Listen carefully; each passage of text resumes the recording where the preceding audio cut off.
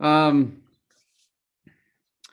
We still find ourselves in the land of diagramming. Covered a lot of different things over the course of the last few months, really.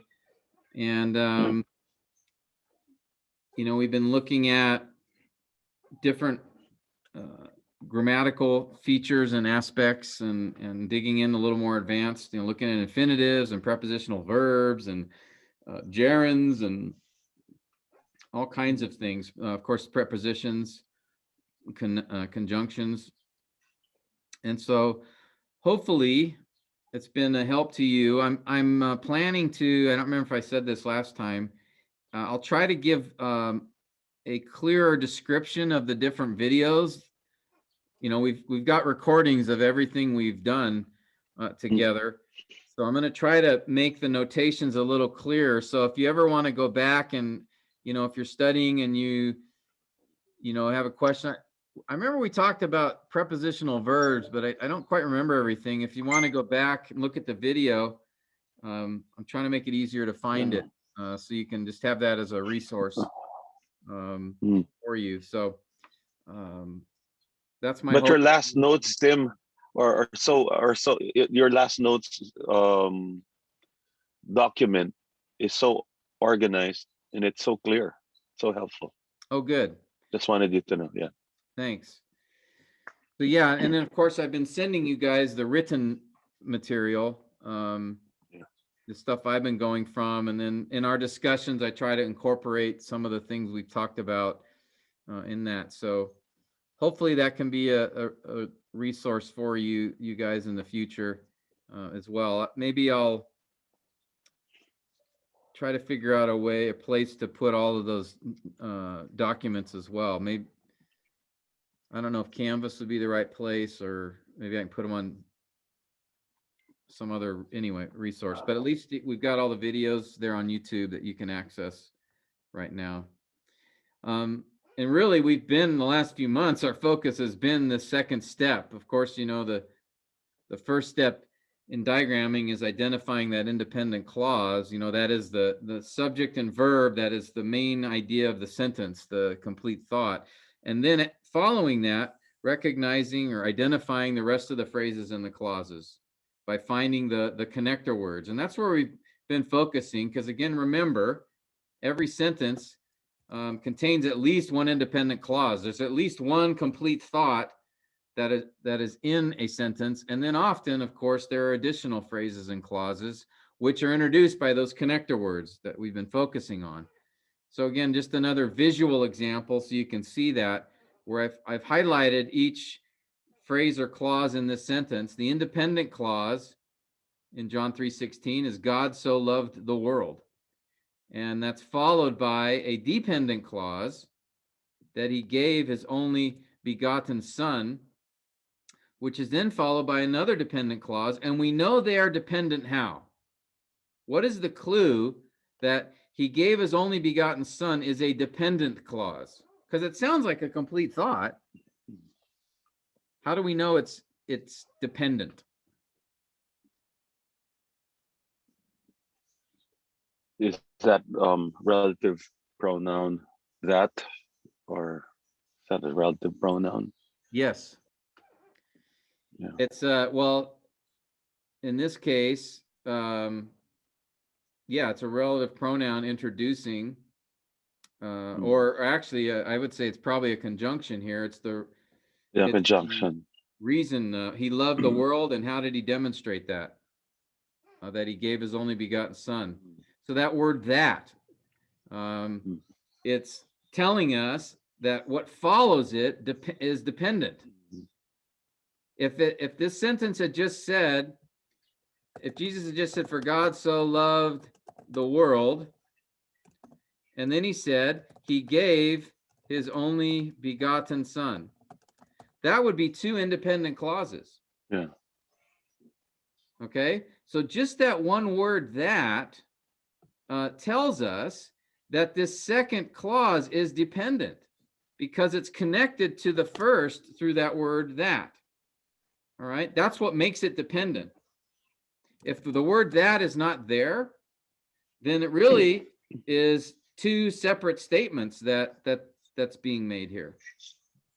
All right. Or if he had said, God so loved the world, when he gave his only begotten son, that would again be an indication of that this is a dependent clause. Okay. So it's really these connector words do more than just identify phrases and clauses. They also tell us how that phrase or clause is connected. All right. And so then we have another that whoever believes, another dependent clause, and then this in him, that's a phrase, all right? There's no verb. And then notice we have an example here of this prepositional phrase that has been inserted in between the subject, whoever believes, and the verb, shall not perish. And then we have, but I think it's will have eternal life. Okay.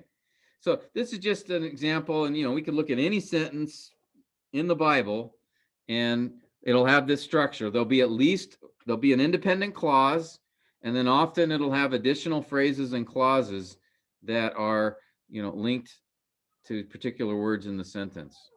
Okay? So that's just how sentences are structured. And again, the connector words that exist in English and in Greek, by the way, these are also connector words in the Greek language. We have conjunctions. And I kind of came up with maybe a simpler way to think about the two kinds of conjunctions here. Basically, think in terms of equal and unequal. Coordinating conjunction joins two equal ideas. A subordinating joins two unequal ideas. You can think of it that way. Co means equal, of the same rank. So coordinating means I'm joining two equal ideas, or a more detailed explanation is I'm joining two parts of a sentence that are grammatically the same. All right. So I could be joining two objects of a sentence. I could be joining two dependent clauses. I could be joining two verbs. I could be joining two independent clauses. Okay. But whatever those coordinating conjunctions, and those are and boy, whatever those coordinating conjunctions are, I know that by definition of a coordinating conjunction, it's joining two parts that are equal, two equal ideas.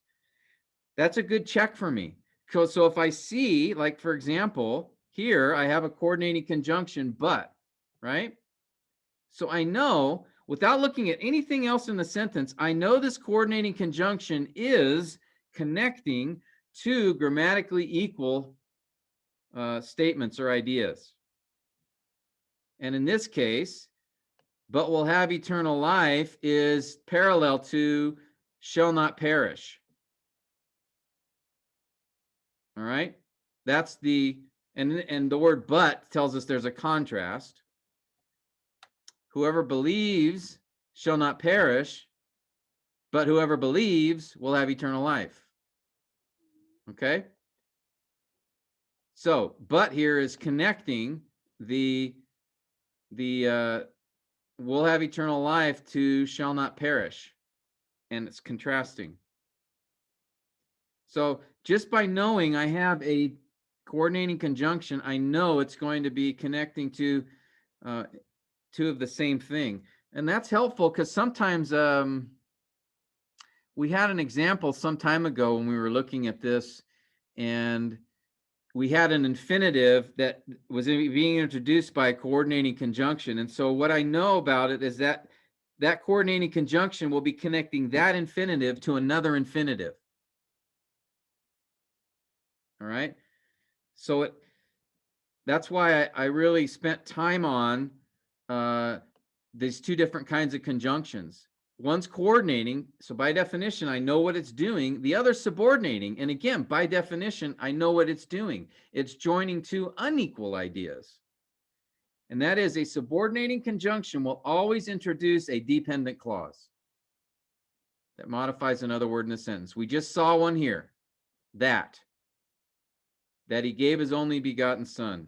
and another subordinating conjunction, that whoever believes shall not perish. I know by definition, since these are subordinating conjunctions, they are subordinating a dependent clause under some other word in the sentence. They are, that clause then is modifying some other word. That clause is not independent. It does not stand alone. It has to subordinate itself to another word in the sentence. Sub means to come under. Subordinate means to be lower in rank, to be put under. So again, just understanding the difference between a coordinating and subordinating conjunction gives me an understanding of what's happening in the passage and how that clause is connected. All right. So these tell me either I'm joining two equal ideas or two unequal ideas. They don't necessarily tell me, like subordinating doesn't tell me exactly which word necessarily. I have to have other information to know that, right? So I have to be asking myself, what question does this clause answer? Is it telling me when something happened, or where, or why, or how? And then of course we have, we looked at one point other types of conjunctions, the correlative and the conjunctive adverbs. But remember, I told you those still fall under the two categories of coordinating and subordinating. All right. And so finally, I encouraged you to memorize two acronyms here. Actually, one of them's ANBOY for the coordinating, and then for subordinating, I couldn't think of a good acronym here. I think so FWABITS, all right? But these are the most common subordinating conjunctions. So it can be helpful if you maybe keep both of these as a short list with you when you're doing your exegesis, just as a quick check. And you can just look for these particular words, and they will be helpful just to be able to look more quickly. And then over time, hopefully you can just sort of begin remembering these particular conjunctions. All right. Any questions on that? That's of course review, but just wanted to give a summary. Any thoughts or questions on the conjunctions before we go to the next thing?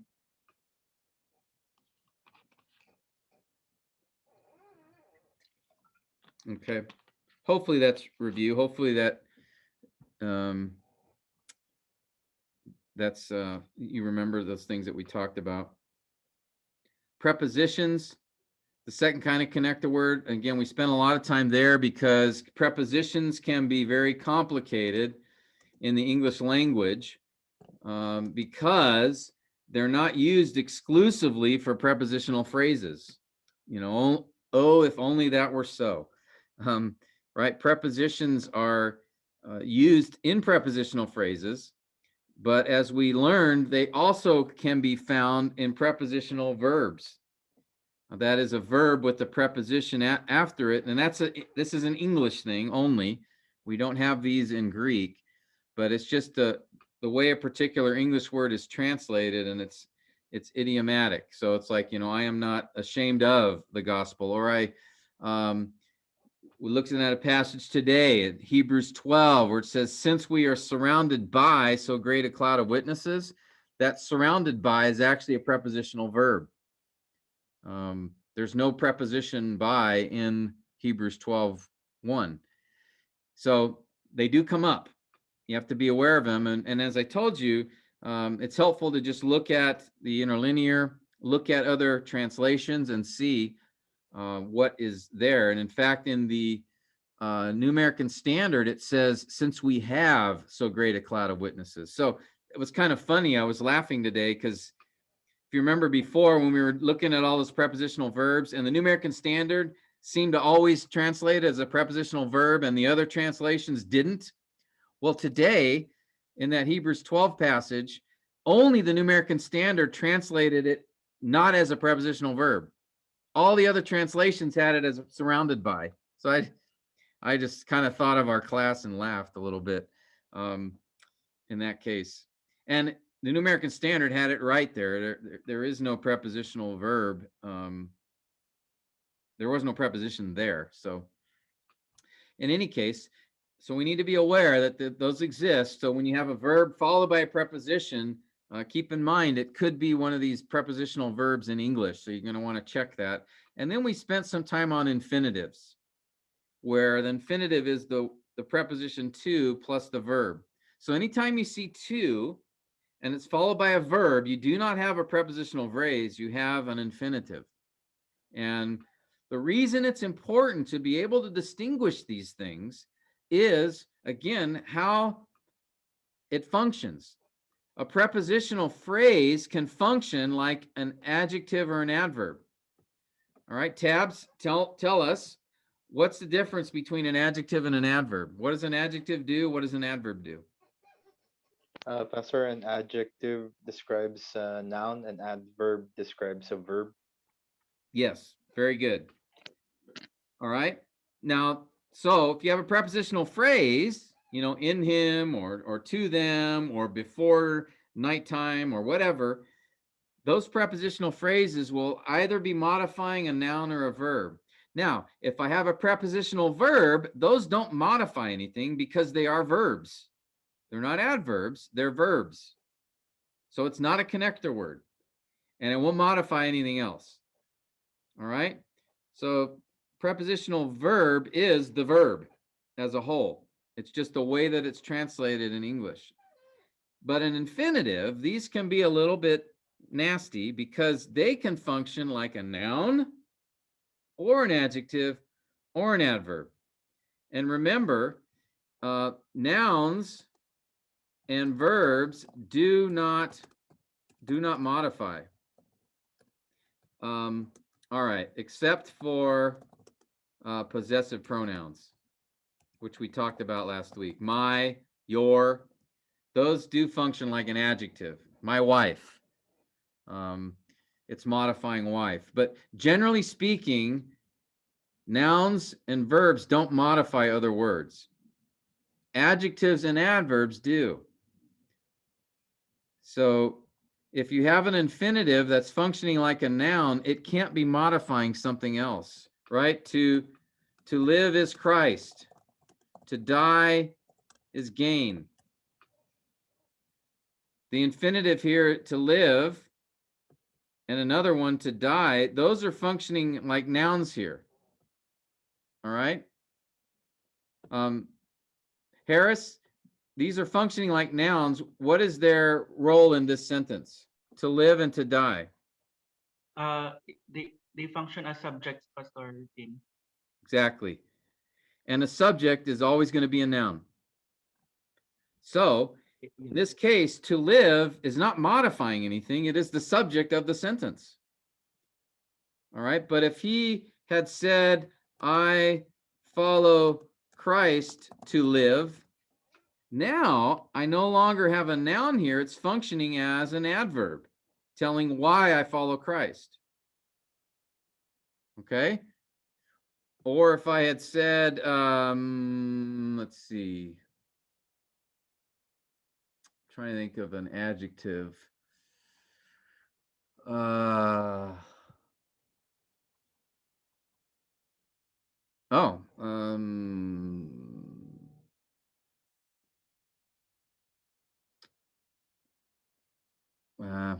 was going to say, nothing's coming to my head right now. An adjectival use. Well, maybe later something will pop in my head. There's some examples when we talked about infinitives, but I'm a little slow tonight. But you get the point. It's basically knowing what we have. Do I have a prepositional phrase? Do I have a prepositional verb? Do I have an infinitive? That's going to guide and direct me as to what that is doing in the sentence. Okay? So, any questions on that, on the prepositions?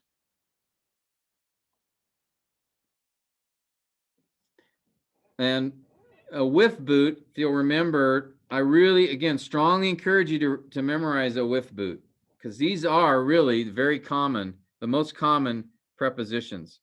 There's 150 more, but at least these 9, you definitely are going to see, the majority of the time. Okay. Tim, I think you missed in after with. Thank you. Yep, I did. Yeah, a with, yes, thank you for that. Okay, so those are by far going to be the most common ones, and so try to memorize that. That'll really help you. And then finally, last time we got together a couple of weeks ago, we spent time on the relative pronouns, which of all the connector words, these are the easiest. Praise God, I love relative pronouns. I wish there were more because they're so easy. Because basically, all you need to do is remember these 3 words. Who, which, and that. Okay? They are essentially the full list, because every other, if you have whoever, whichever, whom, whose, right? All of these have the who or which as part of the word. So if you see who or which, you've got a relative pronoun. Okay? So they're easy to spot compared to everything else. Now, the word that is a tricky guy, right? Because that, we saw that functioning as a subordinating conjunction earlier. It can also function as a demonstrative pronoun. It can also function as a direct object, introducing a direct object, and it can function as a relative pronoun. So they're one of those nasty words in English. I think probably the 2 most nasty words when we're doing exegesis, because they're the hardest to figure out, is for and that. Those are the 2 that give the most problems. All right, because the for can be a conjunction, subordinating conjunction, or a preposition. And then, as I said, that can be a relative pronoun, can be a demonstrative pronoun, that man. It can be a subordinating conjunction, right? For God so loved the world that he gave his only begotten son. It can be introduces a direct object. He said that he was hungry. What else? It can be a pronoun.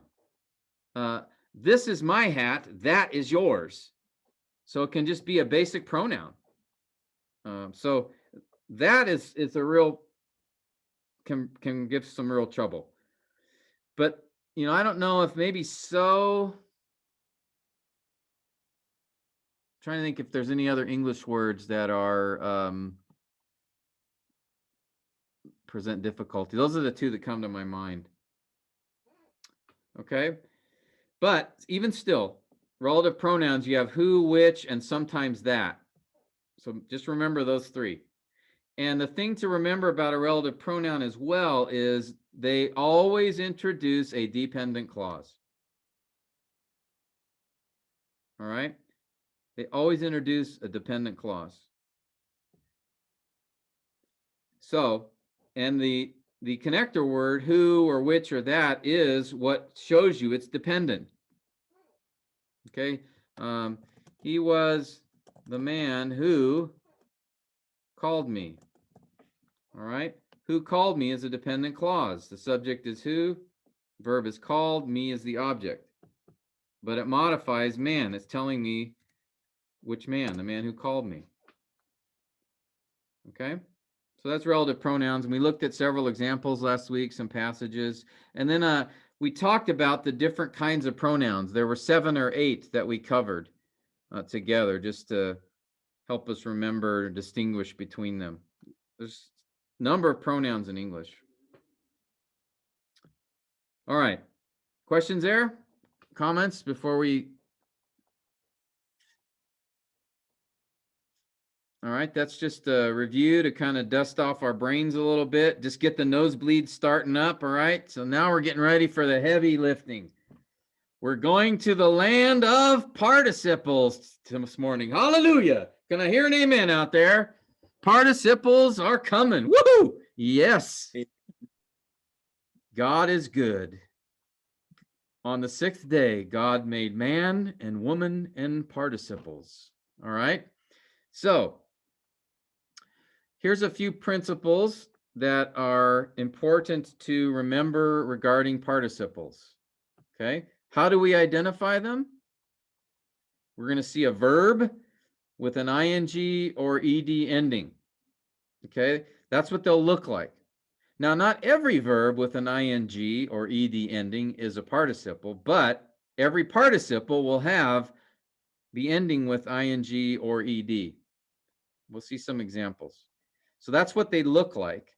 What they are called verbals. You guys remember those? Verbals. We have three verbals, participles, gerunds, and infinitives. Can anybody tell me what a verbal is? Actually, I put it here. So, right, a verbal is a word that contains a verb, but it doesn't always act like a verb. Okay?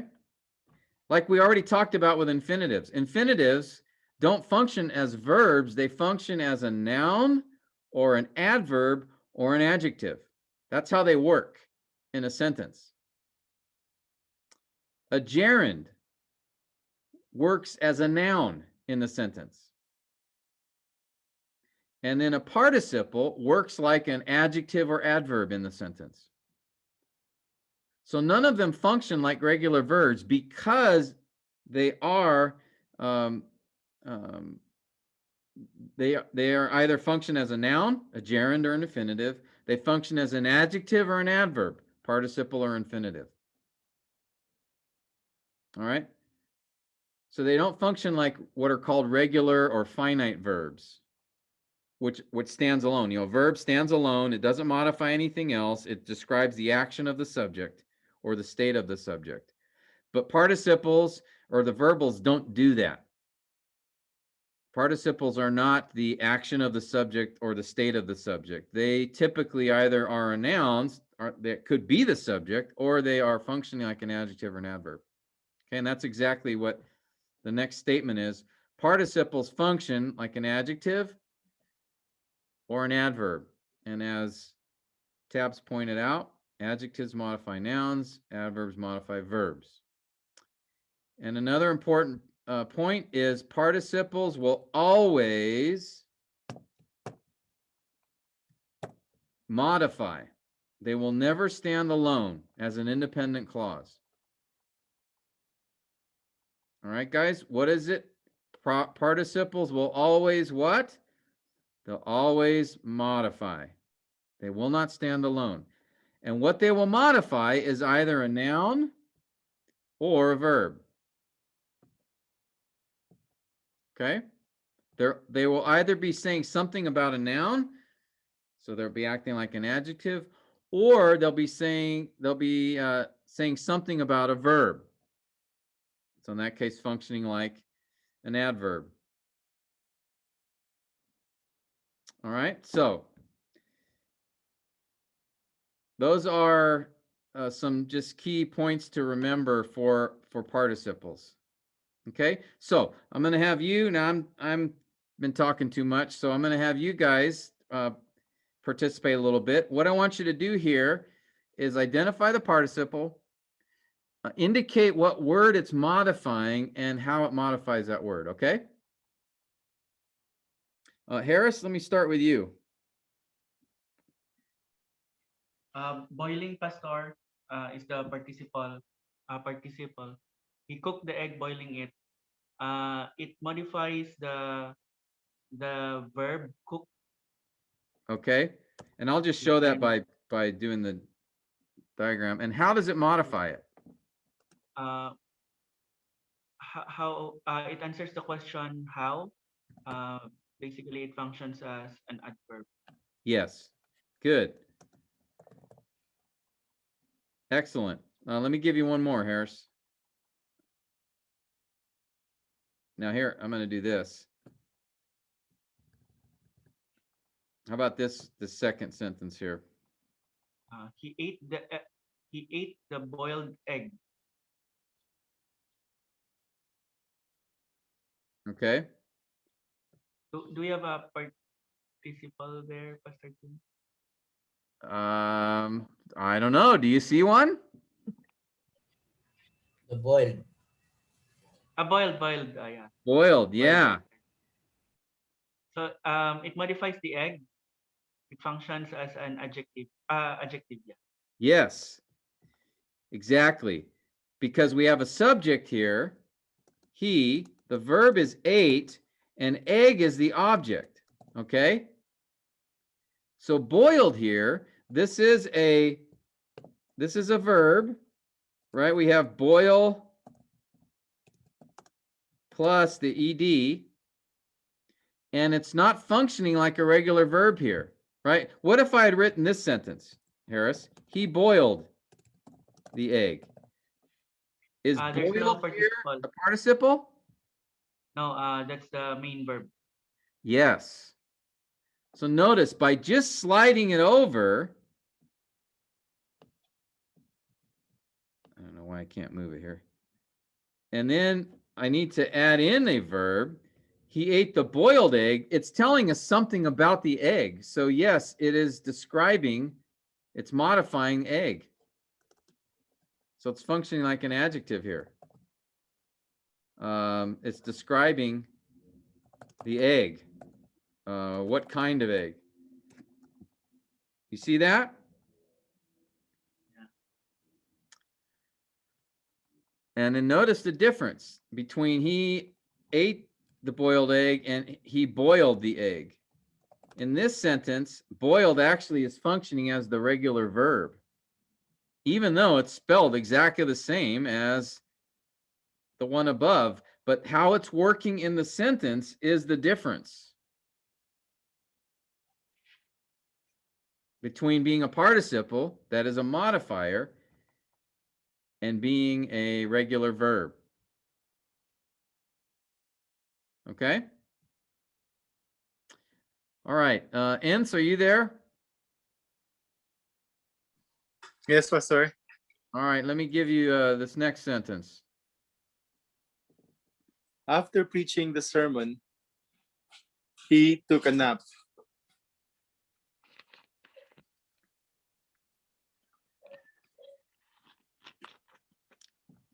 You see a participle? The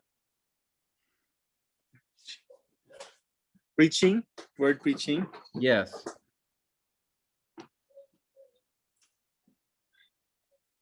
Now, what's it modifying?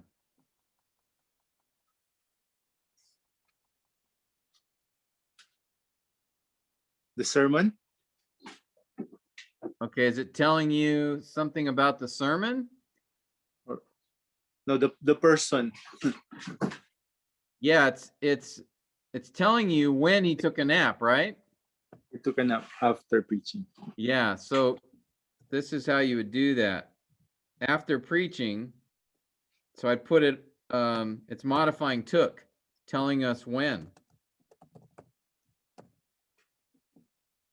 Okay. Yes. All right, let me give you another one, a similar sentence. How about this one? Having preached the sermon, he took a nap. Having, Yeah, and then modifying preached, the verb preached. so how would that be working? If it modified preached, what question is it answering? How is it modifying preached? Having preached the sermon.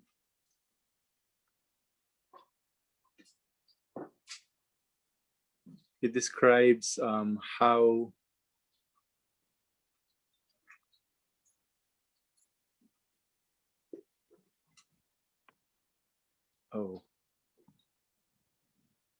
Yeah, if you're not sure, start with, okay, what's the main sentence? What's the main subject and verb here?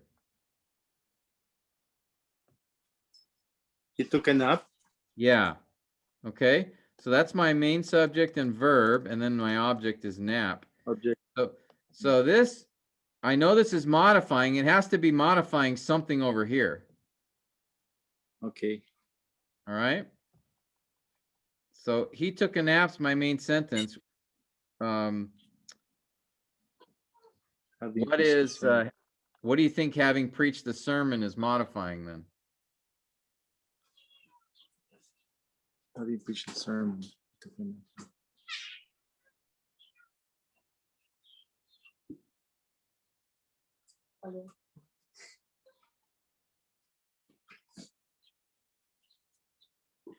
Normally what I'll do if I'm not sure, okay, first I'll Yeah. identify my main sentence, and then I'll, with a participle, I'll first assume it's modifying a verb. If I just don't know. And Okay. then ask myself, okay, does it make sense that it's modifying the verb?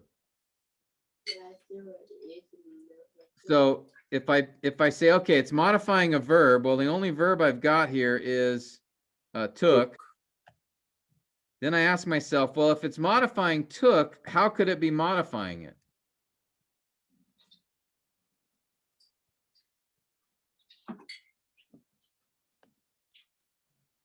When? Could be when, or maybe why. Okay. You know, why he took a Why? nap. Why? Having preached the sermon. Okay. Okay. I know these are hard because they're just one sentence isolated. We don't have other sentences, so I understand. That makes it a little harder to Okay, do this. Pastor. But so yeah. Let me give you one more so you can redeem yourself here, all right? Of course. The preach sermon. Can you The do preached that one? sermon. The preached sermon has great impact. The preached. Yeah. And what's it Yeah. modifying? Sermon, Yes. which is a noun. Yep. It's describing, it modifies sermon. It's Sermon. describing, right? What kind of sermon? The preached sermon. Okay. All right. Yes. Good.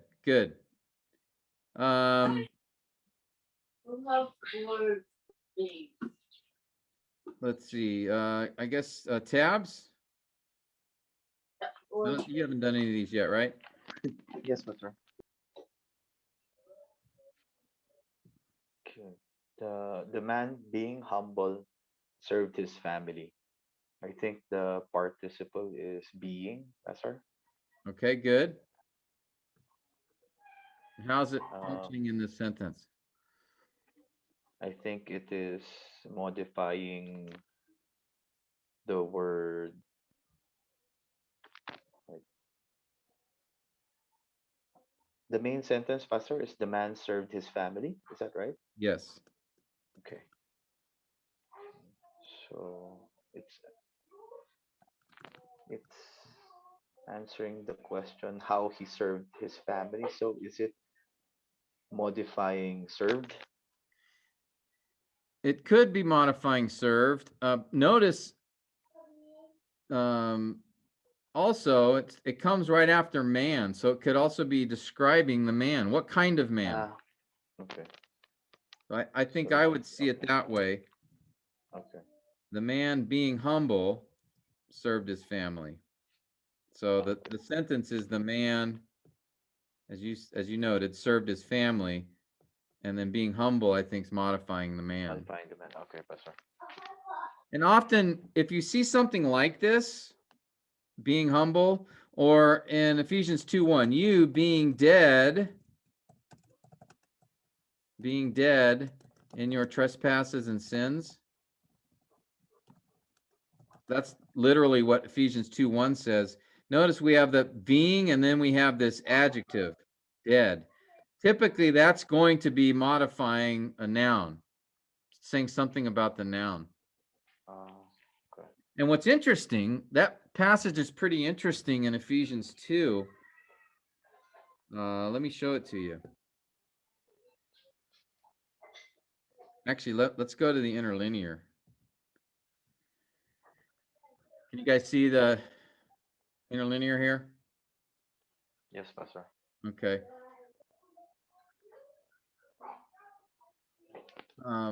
There's something very interesting about this passage. Of course, the American Standard translates it as most other translations. You were dead in your trespasses and sins in which you formerly walked. But notice, actually, the translation as you being dead. It's a participle there. Now, you could translate it, you were dead, because it's, remember I talked about last time or a few times ago, the accusative case in Greek, and that typically an accusative case is the direct object. Well, in this case, because in Greek grammar, you can have a situation where the accusative can function as the subject. And it does that when it's followed by a participle.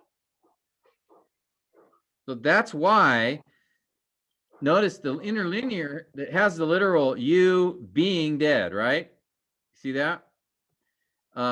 This is a participle here, being, present active.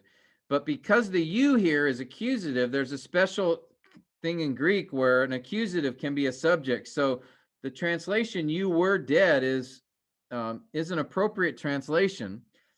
However, there's one thing here to keep in mind. I think he's using this participle because it emphasizes, participles emphasize, present participles emphasize the ongoing nature, the ongoingness, right? Like present tense. Present tense is ongoing, but if you put it in a participle, it emphasizes that it's ongoing.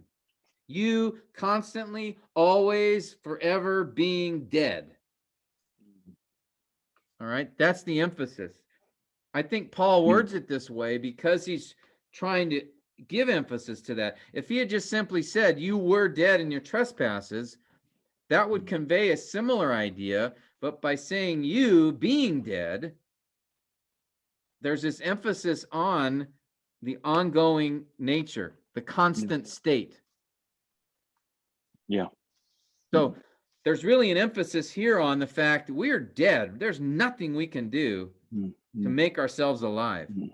And Paul words it in such a way to give the most emphasis to that, or stronger emphasis to that fact, that I being dead, because then look at the contrast. Verse 4, we don't get to the independent clause till verse 4, but God, rich, and then notice this. Yeah. What do you see there?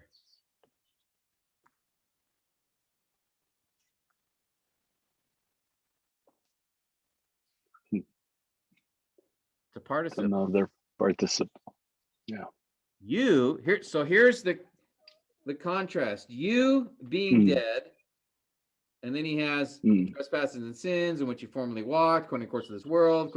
Right, all those modify, but the main thing is you, subject, being dead, but God being merciful.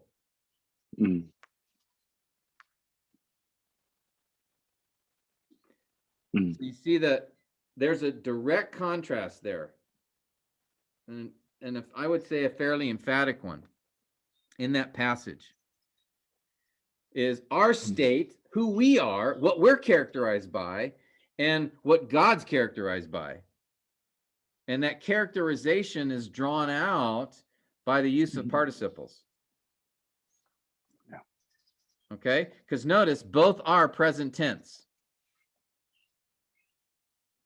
God being present participle active, you being present participle active.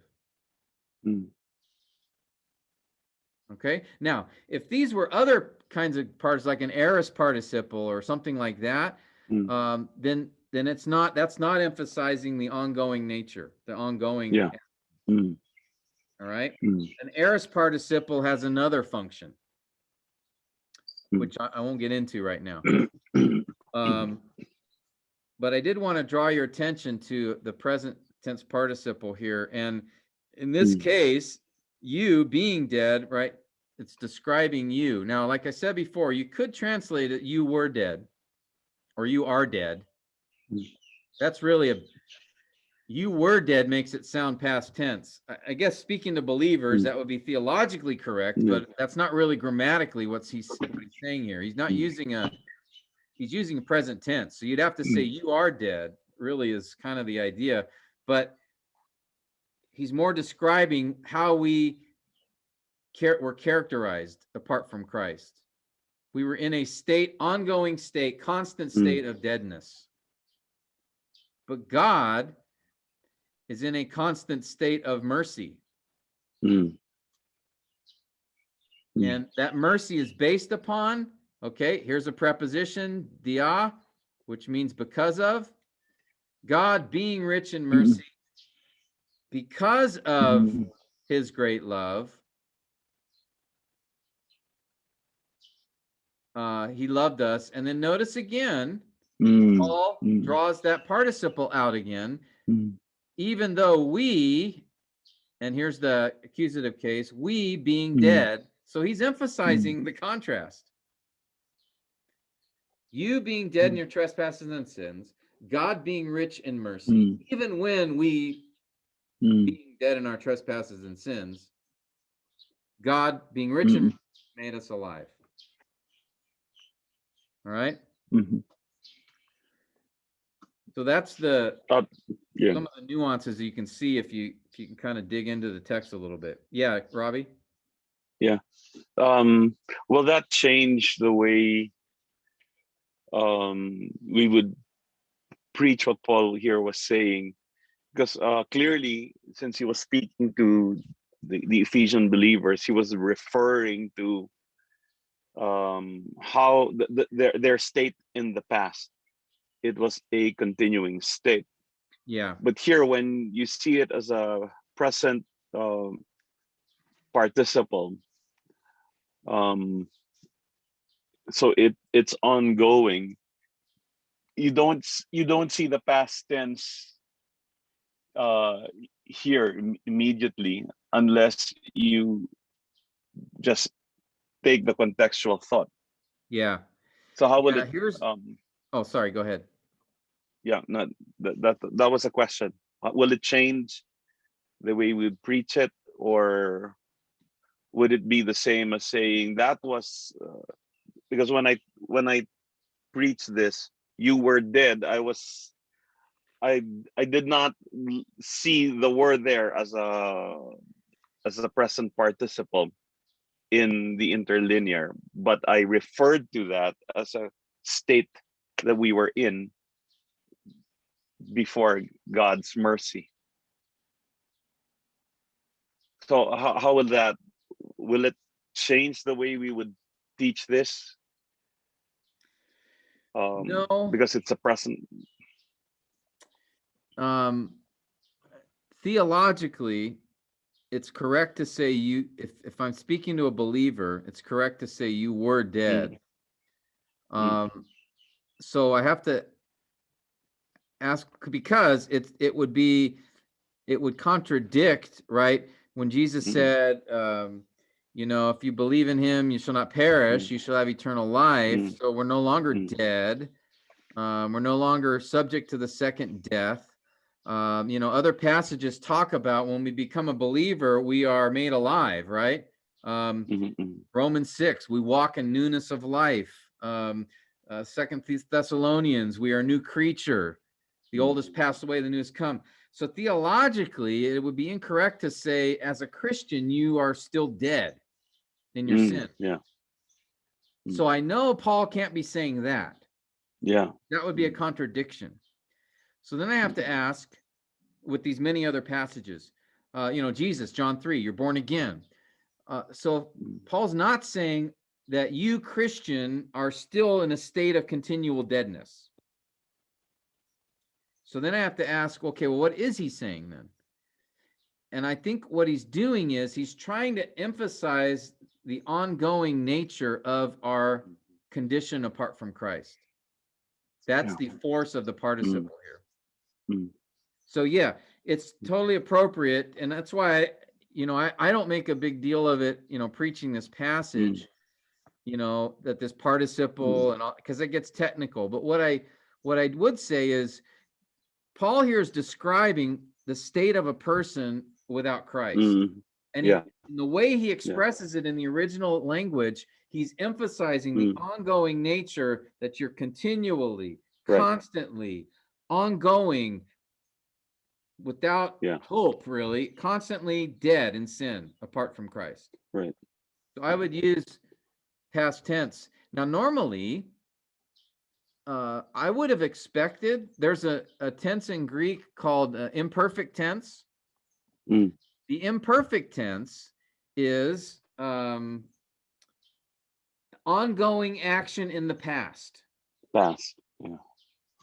So if I were to say you were running every day last month, I would use the imperfect tense in Greek because that would be focusing on a continuous action but being done in the past. If I want to focus on continuous action in the present, I would use the present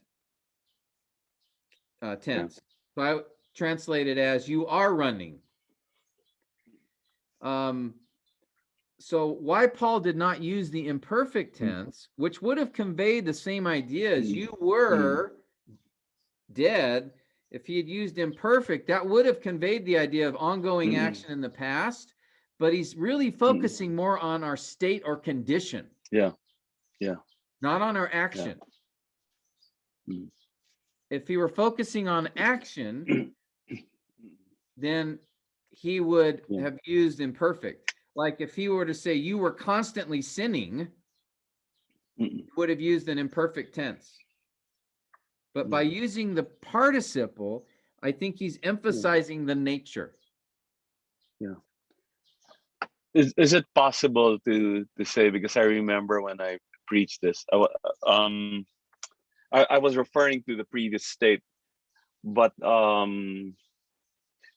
I also mentioned that was you, believer, in the past, as he was addressing the Ephesian believers. But that is you now if you have not yet come to faith in Christ. So maybe that's why Paul used the present participle. I don't know, maybe to stress that that unless you come to Christ, this is still you. Is it right to say that? Well, I think he is specifically addressing Gentile believers because he says it in chapter 1, verse 2 or 3, right? To the saints who are at Ephesus, So I don't think he's referencing or acknowledging unbelievers here, but certainly by way of application in your sermon. Yeah. That's an appropriate statement. Because Paul here. That's the way I used it. Yeah. Yeah. Because how I would describe this is Paul here, in the way he words this in the original Greek language, he's really emphasizing the ongoing nature or state of a person without Christ. Right.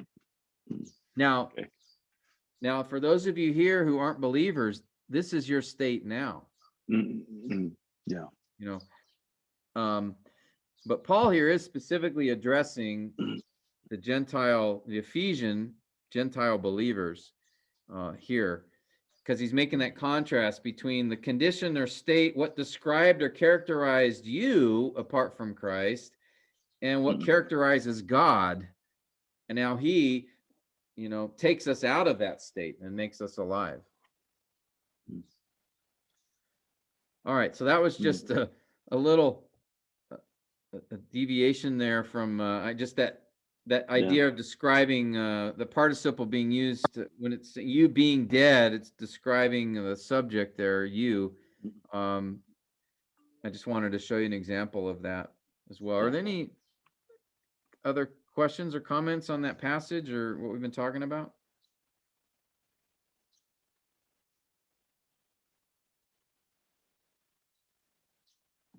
Okay. All right. Let's go back to our notes here. Who was it? Tabs? Were you? You were the guy. Yes, Let- sir.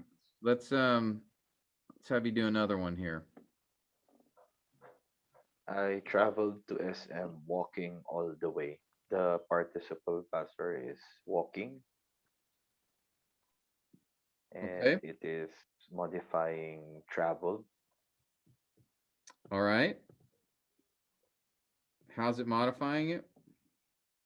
It is answering the question how I traveled to SM. Yes. Very good. All right. Excellent. Robbie, are you there, or did you have to step away?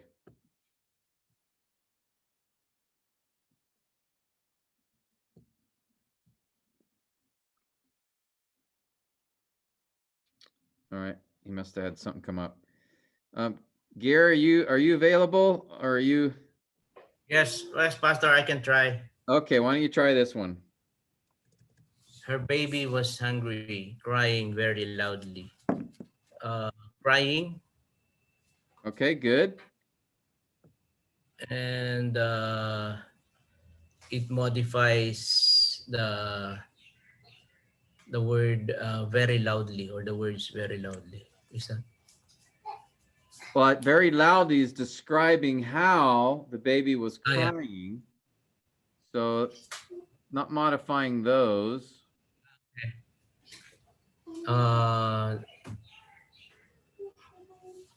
it does it modify the word hungry? How would it be modifying the word hungry?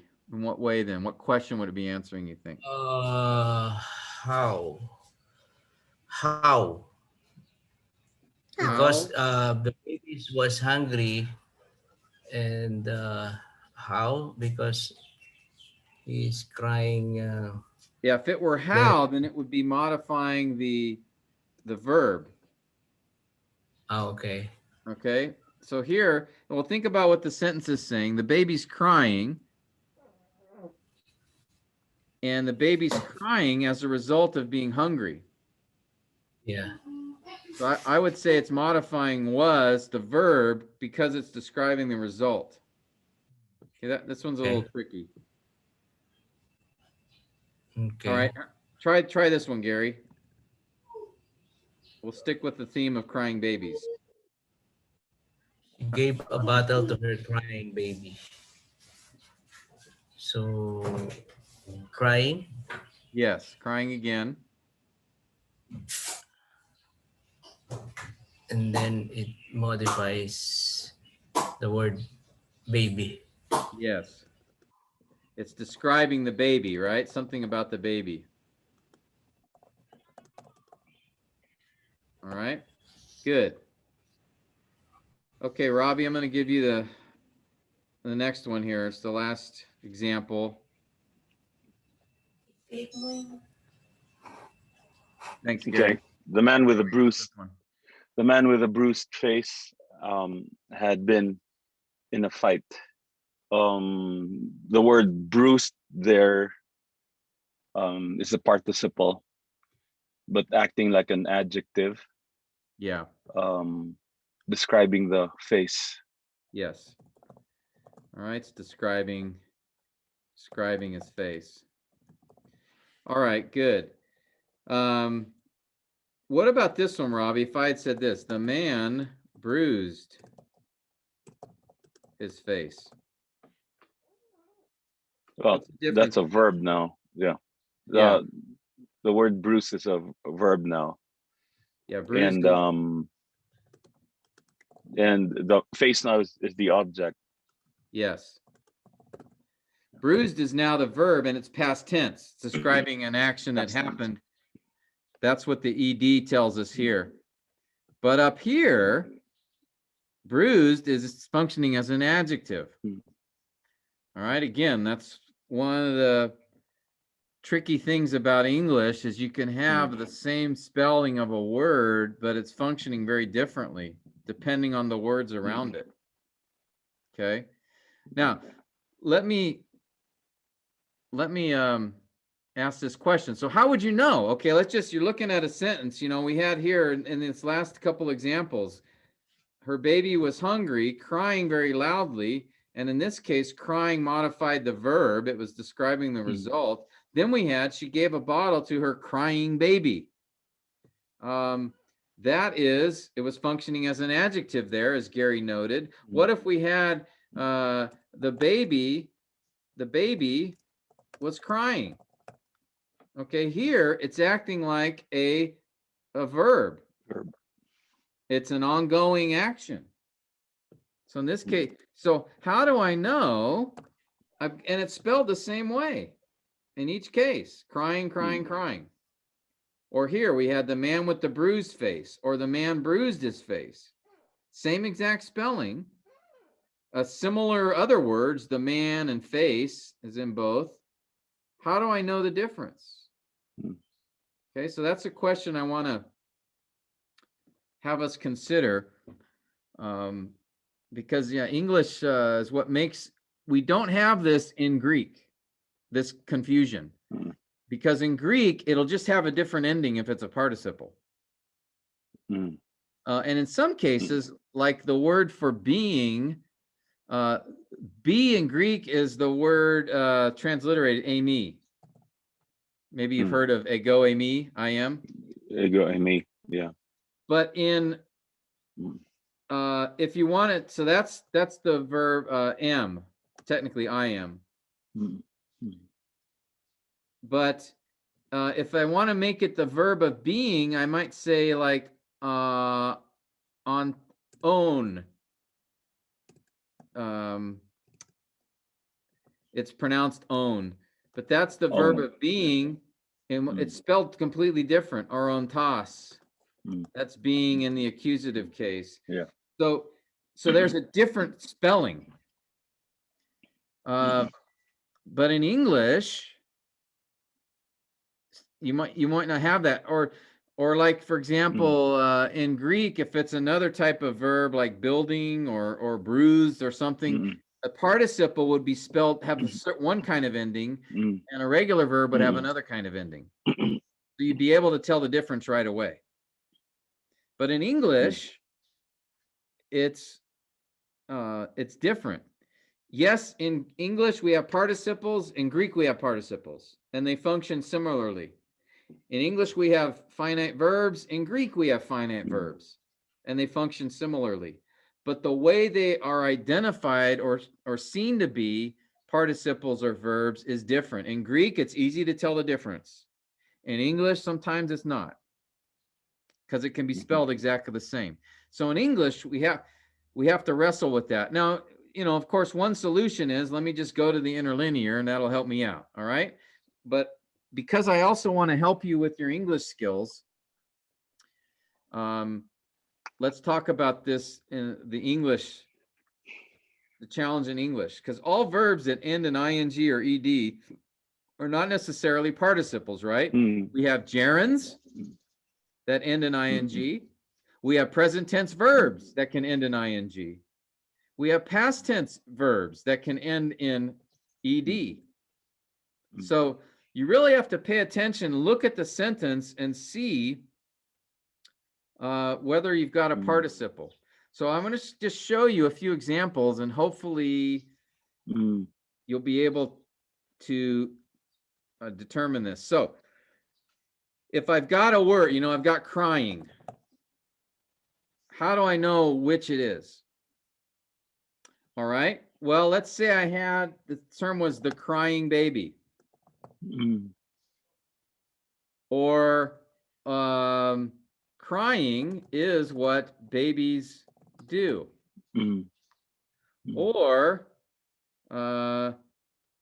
the baby fell down crying to his mommy. Okay, here it's a participle. Here, crying is what babies do. Now it's a noun, so that's a gerund. Here, the crying baby, crying is an adjective, so that's a participle. Or if I had said the baby was crying today. Now, crying is It's a part of verb. a regular verb. Yeah. Oh, English, it's killing me. Let's do another language. This is just hurting. Okay, well, let me give you some clues that can kind of help sort it out a little bit. One, Mm. if you're dealing with a gerund, and again, remember a gerund is a verb with an ing ending that acts like a noun. Noun. So one clue would be if you see an article before that. So if I had the walking Mm. of dogs is my job. That's a dumb sentence, but notice here I've got an article in front of walking. Mm.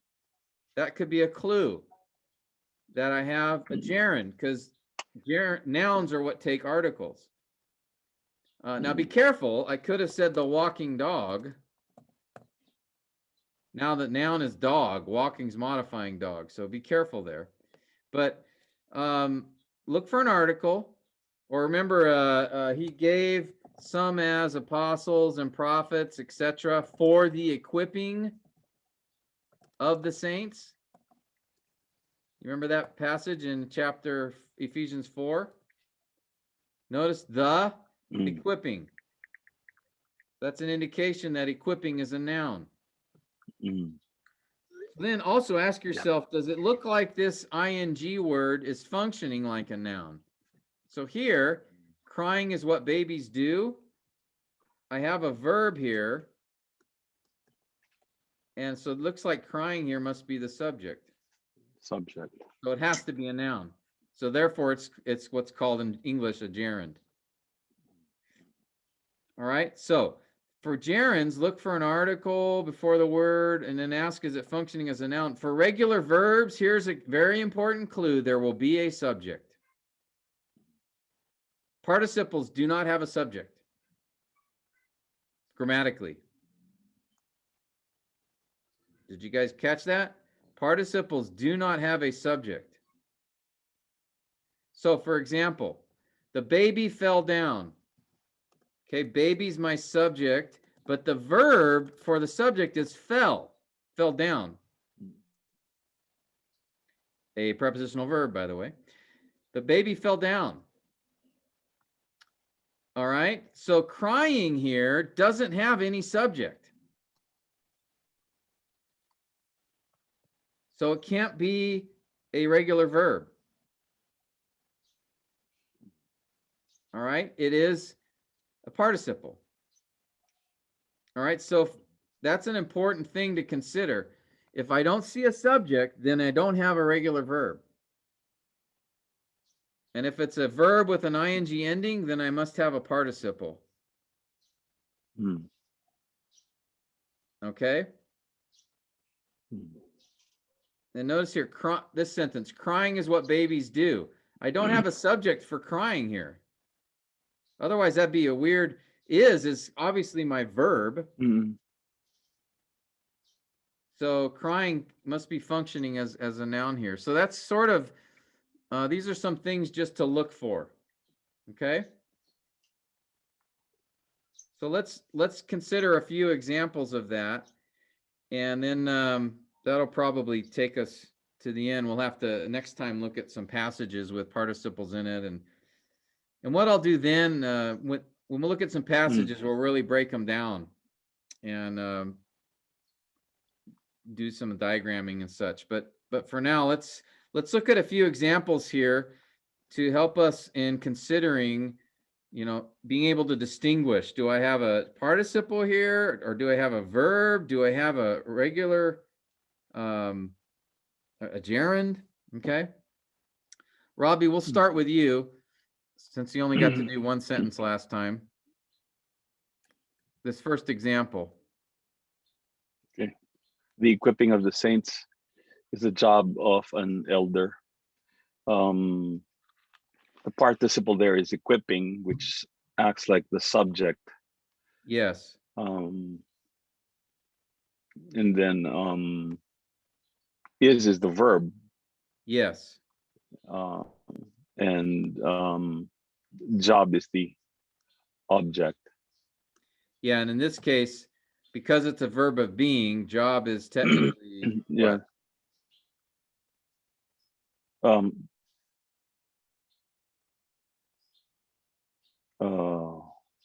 Remember those? Okay. Yeah. That's the object, right? No. Remember, objects, you only have an object with a verb of Mm. action. This is a verb of Yeah, being, that's right. Yeah. and it is a noun, Mm. so they call it the predicate noun. So, the predicate noun. Yeah. Yeah. Right. Anyway, that's just the technicality. But Yeah. yeah, here Yeah. subject is equipping. So what does that make equipping? Is it a participle, gerund, or verb? It's a gerund. Yeah, it's a gerund Yeah. because it's functioning here. Because it's a noun. Yes. Yeah. Exactly. Okay. All right, let's try another one. Again, we're going to see that word equipping. How is it functioning here? It's a verb. Yes. How do you know that? Should be equipping. It's still part of it's still part of that of the verb should be equipping. So what does it, again, the check is, all right, if it's a verb, it's going to have a subject, right? Subject. Yeah. What's the subject?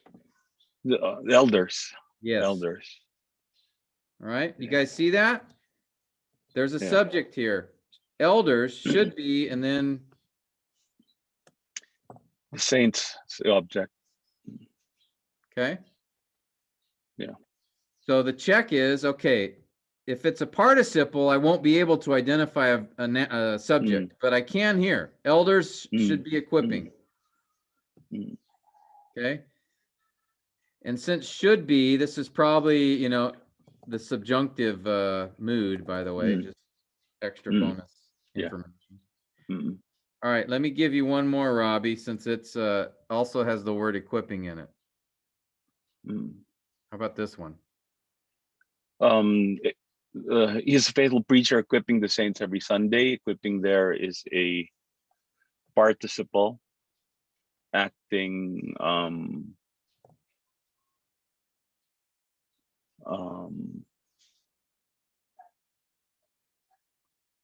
it's modifying.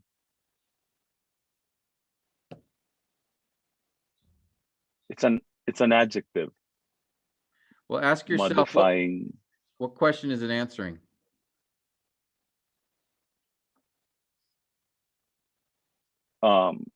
How? Yeah, it's answering how. Oh, so yeah, so it is. Yeah, Yeah, I know those yeah, it is. verbs of Right, being are right. tricky. Yeah. Okay, you guys see, because it's describing how is he a faithful preacher. You're a faithful preacher. Yeah. He is equipping the saints. So because it's a how, it's going to modify an action, or in this case, Yeah, verb. that's right. Yeah, that's Okay? right. Yeah. Remember, adverbs Mm. answer the question how, when, where, Yeah. why. But adjectives are what kind, Yeah. which one, Mm. how many. So they're more of a description. They're describing something about the noun. All right, any questions on those three? Do you guys see the difference? I Yeah. hope. All right. Harris, let me give you the next set here. Just do the same thing Pastor Robbie did. Identify the part of the uh-oh. Gave away the answer. Oh man, I got the answers on this one. I gotta erase them quickly. You didn't see that, Harris? You didn't see anything? I covered my eyes. Nothing to see look. here. Okay. Well, anyway. The equip pastor team. How did you know that? It's a gerund because it functions as a verb and it has the article the. Functions Doesn't as a function as a noun. verb though. As a noun. Yeah. Functions as a noun. And yeah, you see the word the, and also it's a subject, right? All right, something I didn't write down here. What is that word important? How is that functioning here?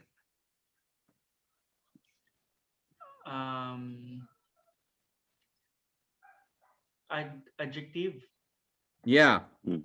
it's a predicate adjective because I have the verb of being, are. Okay. All right. The next one, Harris. Pastor Roby equipped the saints this Sunday. It's a regular verb. Okay, and how do you know that? Um, it functions. It has a subject. Pastor Roby. Yes. Roby. Yeah. Subject, verb, object. The saints. Yep. In this case, yeah, we have an object. And All also right. it was written. I know. All right. How about this one? The pastor's preaching resulted in equipped saints. Equipped pastor team is the participle. Okay, and what is it? Participle. It Participle, functions okay. as adjective. It Yes. modifies things. Yeah, here it's an adjective describing the saints. Okay.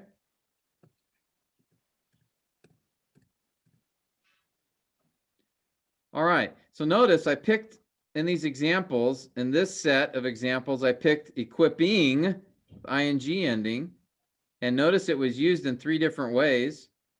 Mm. And then I took equip again, but I used the ed ending, same root verb, equip, but notice again, it was used in 3 different ways. So, you know, you will see this kind of thing enough in the English translations. Of course, a helpful way to distinguish, you know, is to look up the interlinear and just confirm, do I have a participle here or not? Mm-hmm.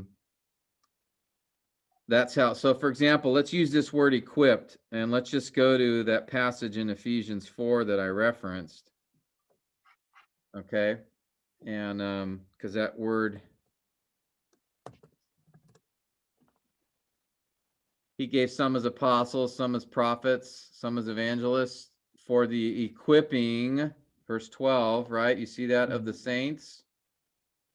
So my question is what, now from the English, the equipping, I've got an article here, equipping of the saints. It looks like it's functioning like a noun. Mm. All right, let's go to the, I should have just gone to the interlinear straight away. Where is it? Here it is. Okay, Ephesians, what was it, 4? 11. 4:11. Okay. See, let me make it a little bigger.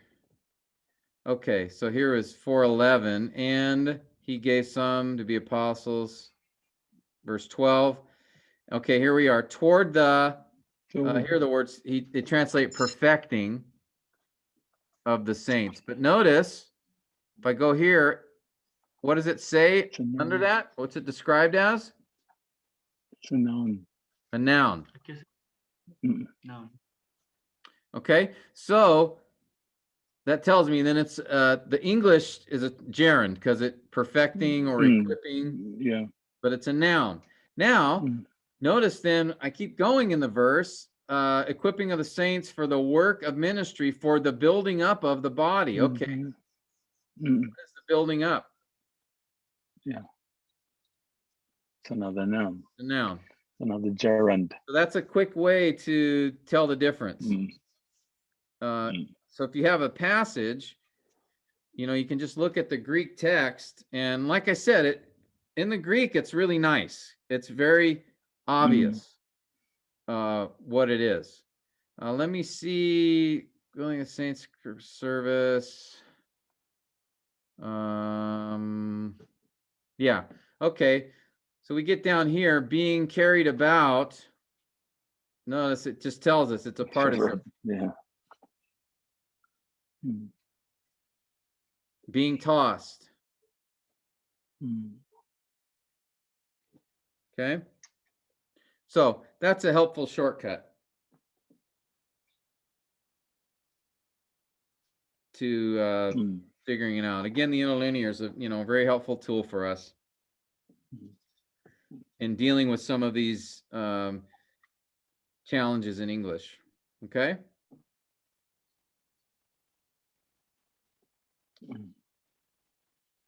All right.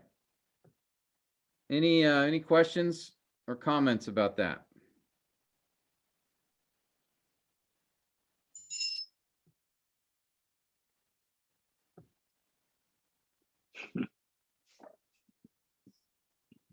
Okay. All right. Well, next time, let's dig into we'll look at some passages together that to have some participles in it.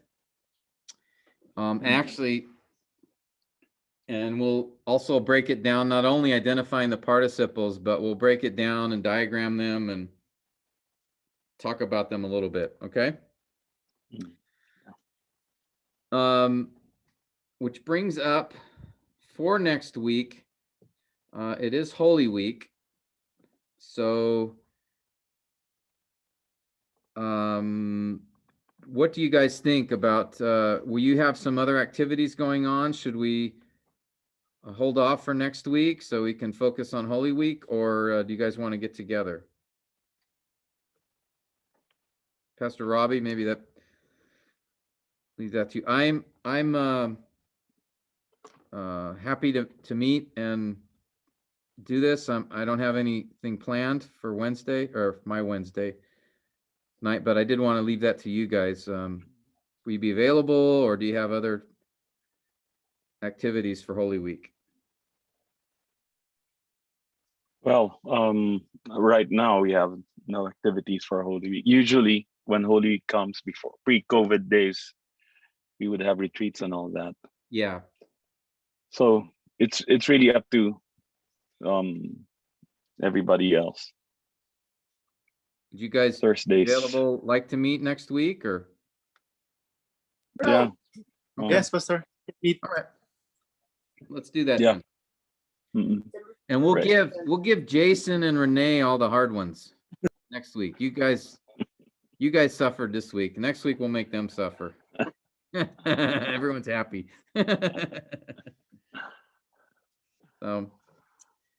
Okay. Okay. Good. Hopefully that gave you a little insight into participles. And as I've said many times, just want to continue to encourage you, because they do exist in Greek, function similarly in Greek. So this is also, and I gave you even a little bit of a insight into how participles can be used in Greek. A present participle, there's often we can rightly understand that to also be emphasizing the ongoing or continuous nature. In fact, you'll see in translation, sometimes instead of saying like you being dead, it might say you who are dead. Because in Greek, the participle can emphasize the character of something. And again, that ties in with the ongoing nature. So sometimes you'll see participle, they'll say the man who was a gardener could be like a participle in the Greek text. Again, it's a characteristic of the person. It's an ongoing aspect or attribute of the person as well. So that's one way participles are used in Greek. They're also used, They're as a modifier, but can be modifier of a noun or a modifier of a verb, just like in English. What threw me off in the previous example, he is a faithful pastor equipping the saints. I remember saying that it was modifying the pastor, because in my mind it was describing what kind of pastor he was a pastor who was equipping the saints. That was what threw me off. So I didn't Yeah. ask the question how. Yeah, how is he a faithful pastor? Yeah. And clues to that would be, you know, the equipping pastor, then it would be function like an adjective, but it Oh would be yeah, describing the that's pastor. right. Or Yeah. if it would say the Mm-mm. pastor who was equipping, then it would modify Who pastor. was it? Yeah, right. Um, Yeah. But if it's, you know, the pastor, you know, pastor's job is equipping the saints, then it would be Mm, a verb. mm, mm. Job is equipping. So Mm, again, it even just one word or the word order sometimes even can mm, change how it's functioning in the mm. sentence. So if you're, you know, if you're really confused, I think you know, an easy way is just kind of look at the interlinear and see what you see there, and look at other translations as well, of course, to see what they do with it, and that might give you a clue what's going on. But I think the ing, the verb plus ing endings are, you know, among the more difficult things to deal with as far as, you know, English, figuring out what they're doing. So that's where the Greek interlinears can be a real help to us, because we can just look there and, oh, it says noun. Okay. So the translation is translating it as a gerund, you know, a verb with an ing ending functioning as a noun. Or it'll say participle, and then you can know what it's doing there. So, okay. Anything else? Questions? Cries of agony, sighs of relief, exclamations of joy. No, I really think we should meet next week while we are on a roll here. Yeah. Okay. So there's a continuity. This is not an easy part of our lesson. So Yeah, that's what I want to do. I've got a few passages I picked out. Really want to look at those, and they'll have a mix. You'll see participles and regular verbs in the same passage, so we can kind of see the differences there and how to spot them. Okay. Yep. All right. Maybe I can ask Robbie, would you mind closing us in prayer?